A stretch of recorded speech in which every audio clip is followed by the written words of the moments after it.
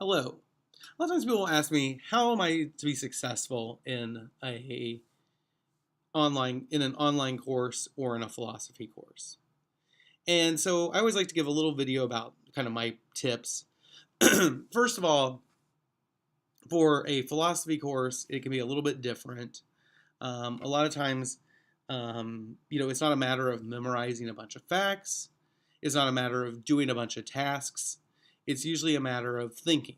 And so, to a large degree, one of the things that makes it difficult in an online environment is that you don't have people to discuss and think with on the course. That's what the discussion boards are there for, but that's a little bit sometimes limited in how much people engage in those.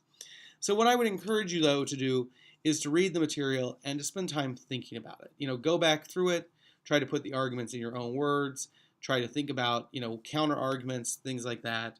That's how you can be successful in understanding these things. I sometimes say, that if you were to tell me, name the date and time or the name of something or, some specific details, I'm not that good at it. But if you argue with me, I can usually recount the argument and all the nuances of the argument fairly well. And that's kind of the way philosophy works. It's about how you represent your position rather than just a bunch of terms. With that said, we oftentimes start most philosophy courses with terms and trying to define them in kind of new language we don't know, but that doesn't mean that that's the majority of what the course is. So that's just kind of a first thing about how to be successful in philosophy. As far as an online course, two things. With a classroom class, certain day, certain time, you have to be there. And so if you want to be successful, you need to show up. Now, the problem with a philosophy course is sometimes you have a 1 week deadline, sometimes you have 2 weeks deadline, sometimes you have 3 week, the deadlines can vary. And so as a result, with the varied deadlines is that it's easy to go, oh, I don't have a deadline this week and I have 6 other things to do. I have the same problem. I have a classroom class. I have sometimes 2 or 3 classroom classes. And I have the student newspaper, The Lamp. I have 2 little boys. I have, a personal life. I have a house that needs work. I have an office. I am on committees. I have lots of other things going on. And so it's easy when you don't have you don't have anywhere you have to be with material present to just go, you know what, I'm going to let that slide this week.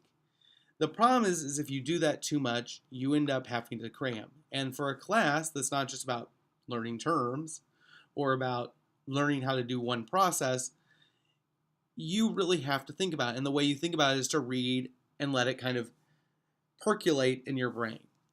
And so what I would suggest is you need to set aside time to work on this course. That's always something I attempt to do. Some semesters I'm more successful than others. I'm not going to deny or claim that I am perfect on this front, but I always attempt to set aside a specific time when I'm going to work on each course. So if I have an ethics course, maybe I say Mondays I work on ethics, and then on Tuesdays I work on logic and grade and prepare new stuff, and Wednesdays I work on this, that type of thing. And I have certain hours. Now, I know it's easy to let that slip, but the goal or the effort should be made to not let that slip. The other thing I say that takes to be successful is in a classroom class, if you have a problem or a question, you just raise your hand and you say, yeah, can you explain this to me? Here you don't have that option. So basically I say be proactive. Don't be afraid to ask me stupid questions. Sometimes people say, I've asked you 6 questions. I'm sure you're getting sick of me. I wouldn't say I ever really get sick of anybody asking questions. If there are questions that you could answer on your own, then that might get a little bit difficult and annoying. I'm not going to lie about that. Sometimes I'll just say, read your syllabus.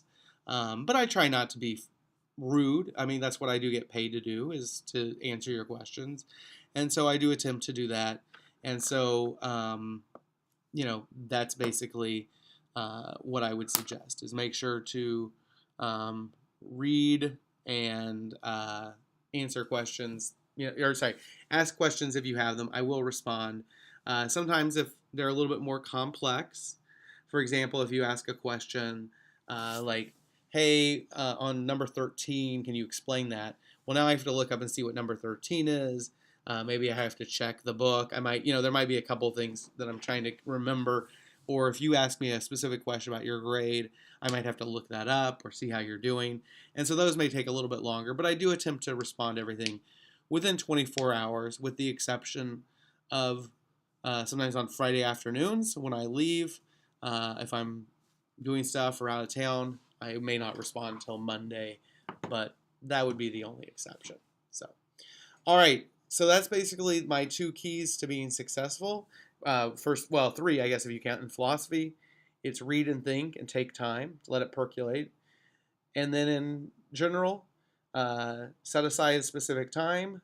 And I've got my fingers up. You can't see them though. And so the third thing, or the second thing for success in online, is make sure if you have questions to ask them. All right. Thanks and have a good day.